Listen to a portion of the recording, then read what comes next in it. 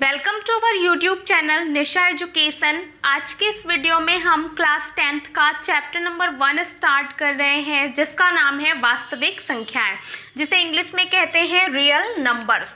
तो chapter start करने के पहले हम इस चैप्टर की कुछ बेसिक डेफिनेशंस और एग्जाम्पल सॉल्व करेंगे, लेकिन उससे पहले हम इस चैप्टर का अर्थ जान लेते हैं, जो कि है वास्तविक संख्याएं। तो सबसे पहले हम इस चैप्टर को शुरू करने के पहले वास्तविक संख्याएं क्या होती हैं ये जानेंगे, ठीक है।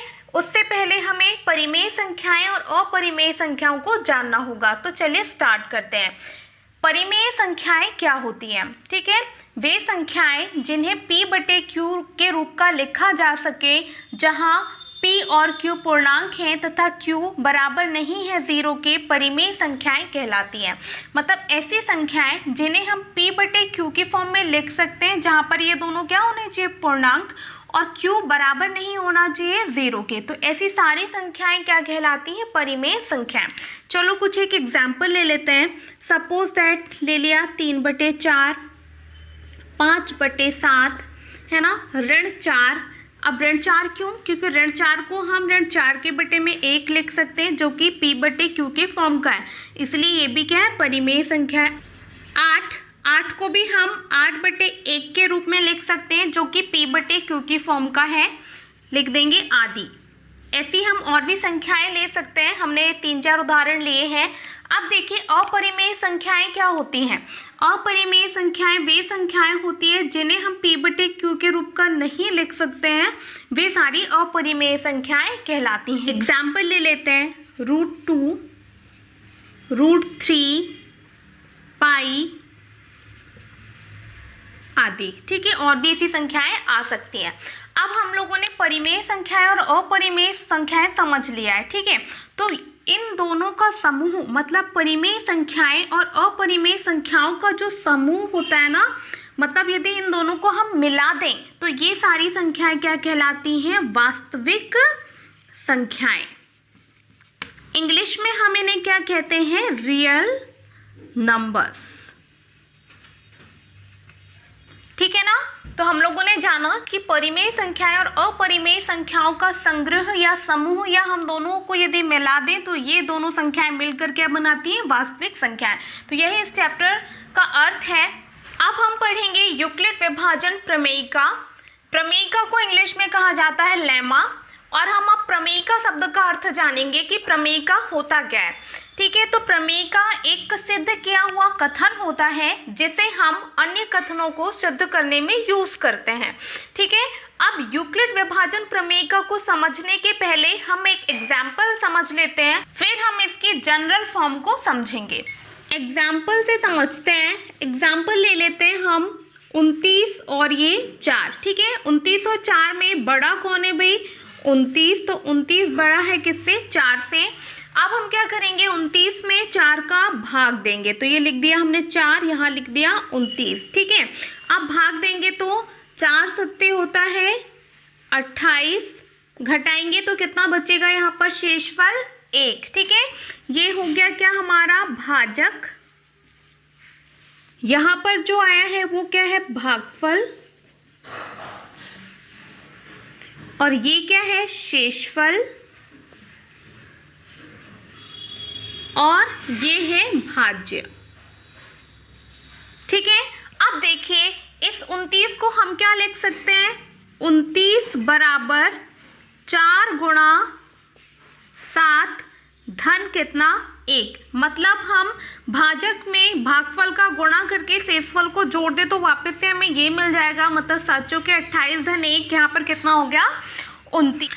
यहाँ से हम एक और चीज समझ सकते हैं कि जो शेषफल होता है हमेशा 0 से बड़ा होता है या फिर 0 के बराबर होता है। मतलब कभी होता है कि शेषफल कितना आ जाता है, 0, तो जो शेषफल है हमेशा 0 के बराबर होगा या फिर 0 से बड़ा होगा, और भाजक से हमेशा क्या होगा, छोटा होगा। ये तो हमने एग्जाम्पल समझा। अब हम इसकी जनरल फॉर्म की तरफ चलेंगे। सपोज दैट कोई 2 धनात्मक पूर्णांक है, क्या, a और b, जिसमें से a बड़ा है किससे, बी से, तो सेम हम इसी तरीके से भाग देंगे, जो संख्या बड़ी है उसमें हम छोटी संख्या का भाग देंगे। ठीक है, तो यहाँ पर लिख दिया हमने ए, इसमें हम भाग देंगे किसका, बी का। ठीक है, और भाग देने पर सपोज दैट भागफल कितना आया, क्यू, और शेषफल आया कितना, आर। ठीक है, तो हम इसको मतलब ये जो ए बी क्यू आर है उसको हमें इस फॉर्म में लिखना है, तो हम लिख देते हैं। अब हम ए को क्या लिख सकते हैं, ए बराबर कैसे प्राप्त होगा हमें ए, जब हम बी का गुणा क्यू से करेंगे और उसमें हम बचे हुए शेषफल को जोड़ देंगे, तब हमारा क्या प्राप्त होगा, ए। हम इसको और लिख देते हैं, तो ये ए बराबर ही होगा बी क्यू धन क्या होगा, आर। ठीक है, अब देखिए यहाँ पर शेषफल है ना हमेशा क्या होगा, 0 से बड़ा या 0 के बराबर होगा, और भाजक से हमेशा क्या होगा, छोटा होगा। ठीक, आप लोग देख रहे हैं कि यहाँ पर हमें एक कथन प्राप्त हुआ है, और ये कथन ही क्या है, यूक्लिड विभाजन प्रमेय का। ठीक है, तो हमने सबसे पहले एक एग्जाम्पल समझा और एग्जाम्पल के थ्रू इसके जनरल फॉर्म को समझा। ठीक है, तो आई होप आपको ये बहुत अच्छे से समझ में आया होगा यूक्लिड विभाजन प्रमेय का। चलिए अब हम नेक्स्ट डेफिनेशन समझते हैं। नेक्स्ट है यूक्लिड विभाजन एल्गोरिथ्म। यहाँ पर हम एल्गोरिथ्म शब्द का अर्थ जानेंगे। एल्गोरिथ्म मतलब होता है किसी भी सुपरिभाषित स्टेप्स की श्रृंखला जो हमें किसी भी विशेष प्रॉब्लम या स्पेसिफिक प्रॉब्लम को सॉल्व करने के लिए मेथड प्रदान करती है। ठीक है, एल्गोरिथ्म शब्द का मतलब क्या होता है, एक सुपरिभाषित स्टेप्स की श्रृंखला जो हमें किसी भी स्पेसिफिक या विशेष प्रॉब्लम को सॉल्व करने के लिए मेथड प्रदान करती है। ठीक है, अब यूक्लिड विभाजन एल्गोरिथ्म का उपयोग कहाँ किया जाता है, इसका उपयोग दो धनात्मक पूर्णांकों के HCF निकालने में किया जाता है। मतलब यूक्लिड विभाजन एल्गोरिथ्म क्या है, एक ऐसी तकनीक है जिससे हम दो धनात्मक पूर्णांकों का क्या निकाल सकते हैं, HCF निकाल सकते हैं। अब हम क्या करेंगे, एक एग्जाम्पल सॉल्व करेंगे जिससे कि हमें यूक्लिड विभाजन एल्गोरिथ्म अच्छे से समझ में आ जाए। अब हम यूक्लिड विभाजन एल्गोरिथ्म को समझने के लिए एक एग्जाम्पल समझ लेते हैं या एग्जाम्पल सॉल्व कर लेते हैं। एग्जाम्पल है 4052 और 12576 का HCF यूक्लिड विभाजन एल्गोरिथ्म का प्रयोग करके ज्ञात कीजिए। ठीक है, हमें यहाँ पर दो संख्याएं दे रखी है और बोला गया है कि इनका हमें HCF निकालना है, वो भी यूक्लिड विभाजन एल्गोरिथ्म के यूज से। ठीक है, तो चलिए हल करते हैं। अब इन दोनों संख्याओं में से बड़ी संख्या को हम लिख लेते हैं जो कि है 12576 और इसमें हम देंगे किसका, छोटी संख्या का भाग जो कि है कितनी, 4052। अब चलिए भाग देते हैं। यहाँ पर कितना है 4, यहाँ पर 12, तो 4 तिया 12, आई थिंक 3 से जाएगा। ठीक है, तो भाग दे देते हैं, तो 3 दूनी 6 हो गया और 5 तिया 15 की 5 हो गया और यहाँ पर हासिल का 1 और 4 तिया कितना हो गया 12। अब हम क्या करेंगे, इसको घटा देंगे, तो 6 में से 6 घटाएंगे 0, 7 में से 5 घटाएंगे तो 2 बचेगा, 5 में से 1 घटाएंगे तो 4 बचेगा, 12 में से 12 घटाएंगे तो 0 बचेगा। चाहे तो लिख सकते हैं, नहीं भी लिखा तो कोई फर्क नहीं पड़ता। ठीक है, अब ये क्या आया, 420 शेषफल आया। अब इसको हमें जैसा का तैसा रख देना है और ये जो भाजक था ना, अब इसको यहाँ पर क्या लिख देना है, भाज्य के रूप में। मतलब 4052 को हमें ऐसे लिख देना। हर स्टेप में हमें ऐसे ही करना है जब तक क्या ना आ जाए, 0 या 0 न आ जाए। ठीक है, अब 420 में इसका भाग देंगे, 9 बार लगभग जाएगा। ठीक है, तो ये हो गया 9 शून्यम 0, 9 दूनी 18 की 8, हासिल का 1, 9 चौके 36 और 1 होता है 37। ठीक है, वापस से घटाएंगे, 2 में से 0 घटाएंगे 2 बचेगा, 15 में से 8 घटाएंगे 7 बचेगा, यहाँ पर बचा 9, 9 में से 7 घटाएंगे तो कितना बचेगा 2 और यहाँ तो 3 में से 3 घटाएंगे तो 0 बचेगा। अब ये क्या आया, शेषफल। अब हमें कुछ नहीं करना, यहाँ पर ऐसे भाग का निशान लगाकर ये 420 को सिंपली कहाँ लिख देना है, यहाँ पर लिख देना है। मतलब ये भाजक को हमें यहाँ पर लिखते जाना है। ठीक है, और इस भाजक में हमें इस शेषफल का भाग देना है, वो भी कब तक, जब तक 0 ना आ जाए। ठीक है, अब देंगे कितना भाग, तो कितनी बार जाएगा, 1 बार, तो ये होगा 272। अब चलिए घटा देते हैं, तो 10 में से 2 घटाएंगे तो 8 बचेगा।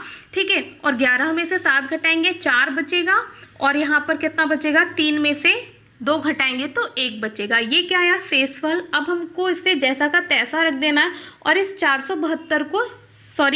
272 को यहाँ लिख देना है। तो ये लिख दिया 272। ठीक है, अब 148 से 272 में भाग देना है, कितने बार जाएगा? 1 बार, तो लिख दिया, ये हो गया 148।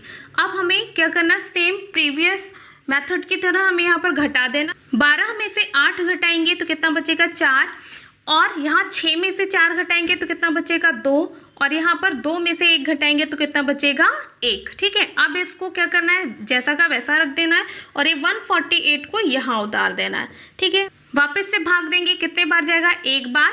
ठीक है, और यहाँ पर कितना हो जाएगा? ये 124 घटाएंगे, 8 में से 4 घटाएंगे तो 4 बचेगा, और 14 में से 12 घटाएंगे तो कितना बचेगा? 2। अब इसको जैसा का वैसा रहने देना और 124 को यहाँ लिख देना है। ठीक है, अब देंगे भाग, कितने बार जाएगा? 5 बार। तो 5 के 20 की 0, हासिल का 2, 5 दूनी 10 और 2 कितना होता है? 12। हटा देंगे तो 4 में से 0 गए 4, 12 में से 12 घटाएंगे तो 0 ही आने वाला है। ठीक है, अब शेषफल कितना है? 4। अब यहाँ पर भी देखिए शून्य नहीं आया या शेषफल 0 नहीं आया, तो वापस से हमें यहाँ 24 को लिख देना है। तो ये हो गया 24। अब भाग देंगे तो 6 बार जाएगा और ये 24 आएगा, और 1 घटाएंगे तो ये 0 0। ठीक है, तो अब देखिए शेषफल कितना आ गया? 0 0। ये मेथड हमें तब तक करते जाना है जब तक कि हमारा क्या ना आ जाए? 0 0, या शेषफल 0 ना आ जाए।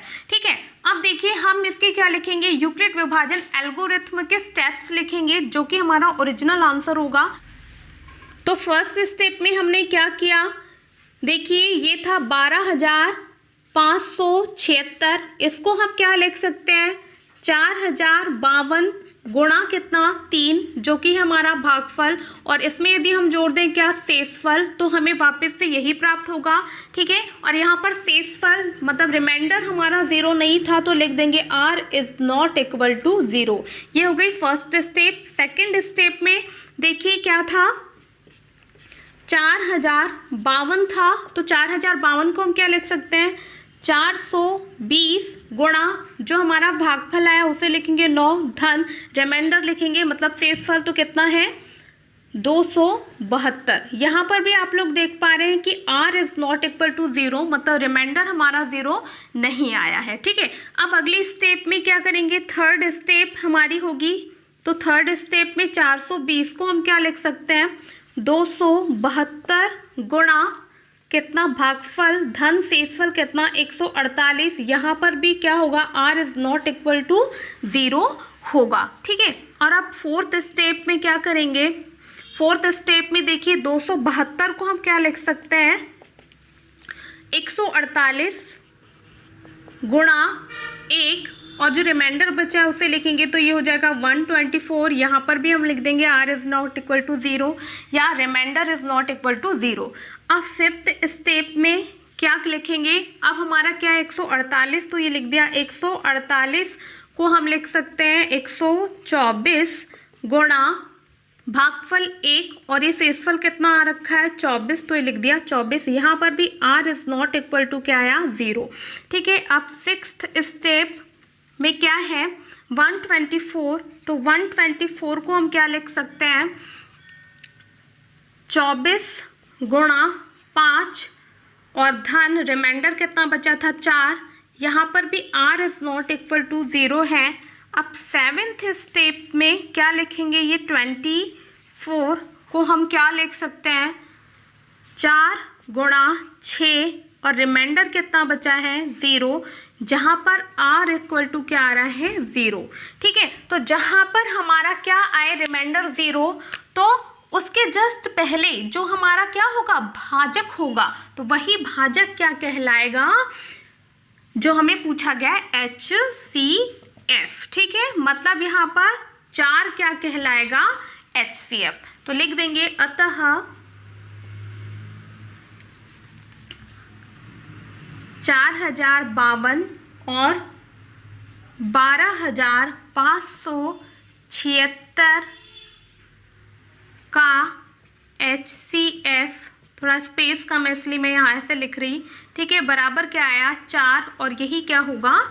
आंसर। ठीक है, तो ये क्वेश्चन बहुत इजी है। तो इस तरीके से हम यूक्लिड विभाजन एल्गोरिथ्म का उपयोग करके क्या निकाल सकते हैं, किन्हीं भी दो संख्याओं का HCF निकाल सकते हैं। आई होप आपको ये समझ में आया होगा। यदि आपको मेरी ये वीडियो पसंद आई हो तो इसे लाइक और शेयर जरूर करें और प्लीज़ मेरे चैनल को सब्सक्राइब जरूर करें। Thank you.